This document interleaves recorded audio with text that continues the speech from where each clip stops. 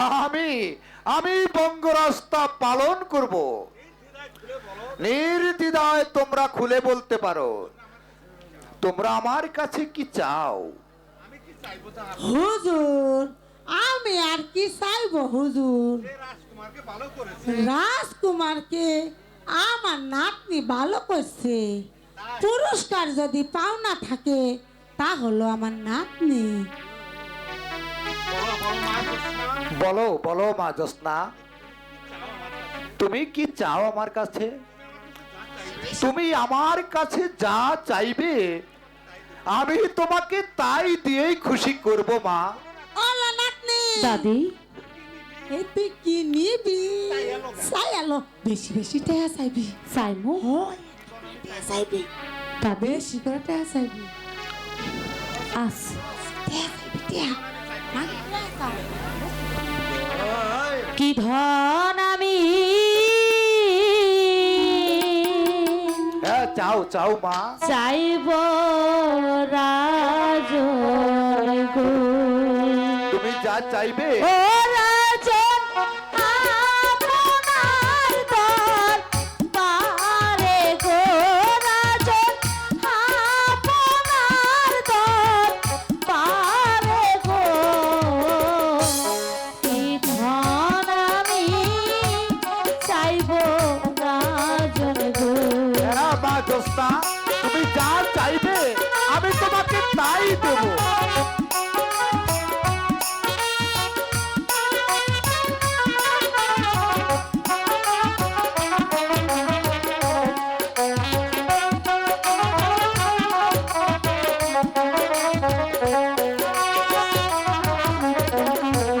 যাহা চাইব তাহাই দিবেন গো। হ্যাঁ হ্যাঁ মা। ও রাজন বলেছিলেন আপনি গো, রাজন বলেছিলেন আপনি গো, কি ধন আমি চাইব রাজন গো। হ্যাঁ মা, তুমি চাও মা, আমি তোমাকে যা চাইবে আমি তোমাকে তাই দেব মা। তুমি চাও।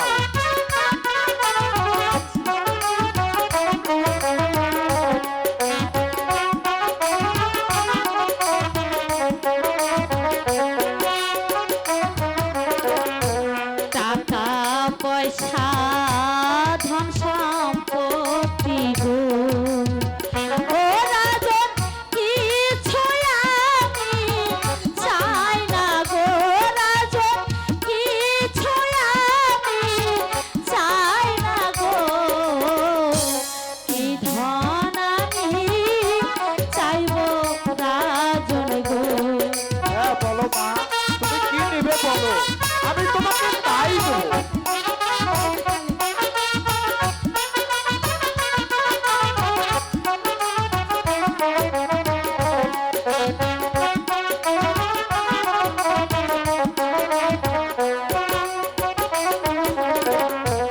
দিবেন যদি দয়াল রাজন গো, ও রাজন চাই যে রাজকুমারকে গো, রাজন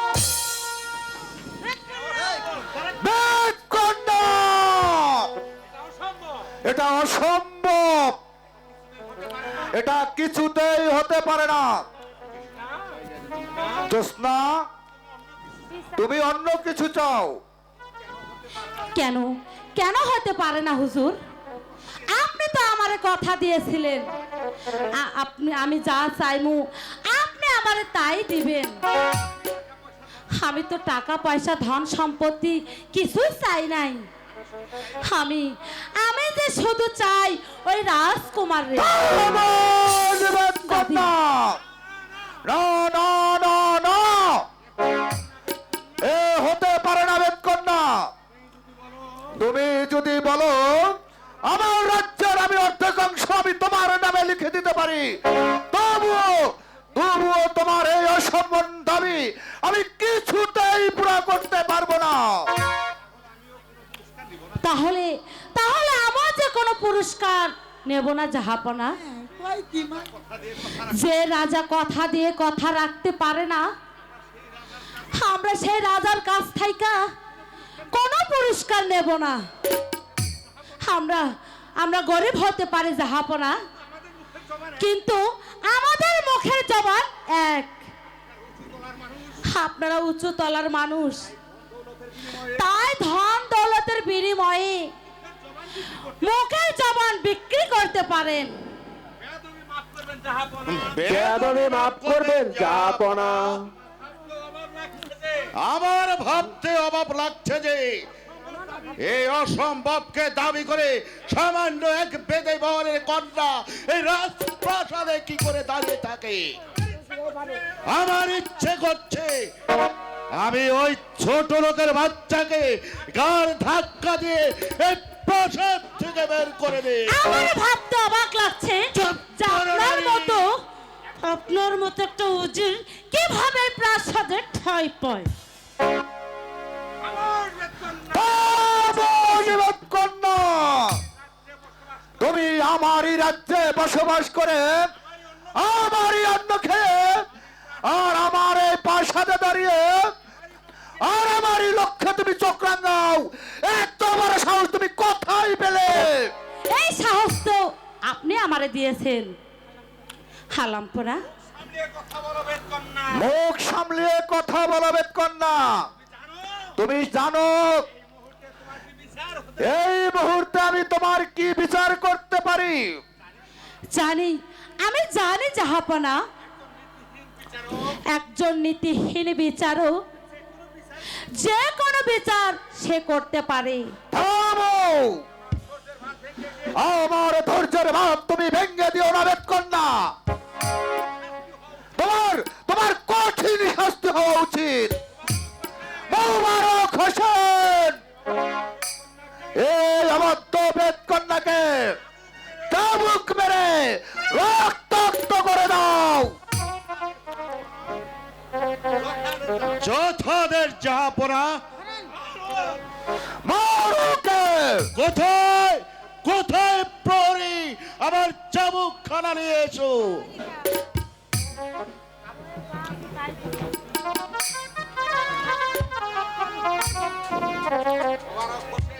মোবারক হোসেন, তুমি 7 দিনের মধ্যে বেদে বহর ভেঙ্গে চালিয়ে পুড়িয়ে আমার রাজ্য থেকে ওদেরকে তাড়িয়ে দেবে। আমি ওকে বের করে দিচ্ছি। যাও।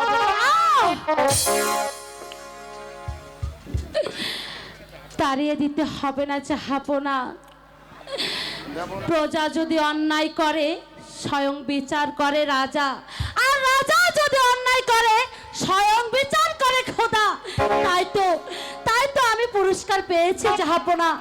আমার এই কপাল থেকে যে রক্ত ঝরছে, এই রক্ত আমি প্রাসাদে মুছে দিয়ে গেলাম।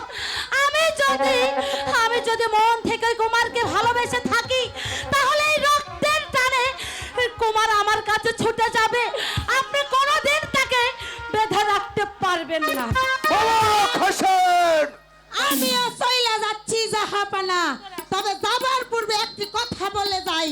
আমার নাম যদি কঠিমনপুরি হইয়া থাকে, তাহলে আমার তন্ত্র মন্ত্রর বিনিময়ে শাহজাদা আনোয়ারকে আমার বোন জোসনার সাথে বিয়ে দিব। মোবারক হোসেন, এই মুহূর্তে তোমার সৈন্য নিয়ে বেদবহরে চলে যাও। ওই ছোট লোকের বাচ্চাকে আমার রাজ ভারতে তাড়িয়ে দেবে এবং কি এই ছোট লোকের বাচ্চাকে যেখানেই পাবে চাবুক মেরে ওকে রক্তাক্ত করে দেবে। আপনার আদেশ আমি অক্ষর অক্ষরে পালন করবো। যাও। ওই বেদবহর ব্যাংকে চুরমার করে আমি টাঙ্গাইল সদর থেকে ওদেরকে তাড়িয়ে দিব। যাবো না আমি। তাই করো মোবারক হোসেন।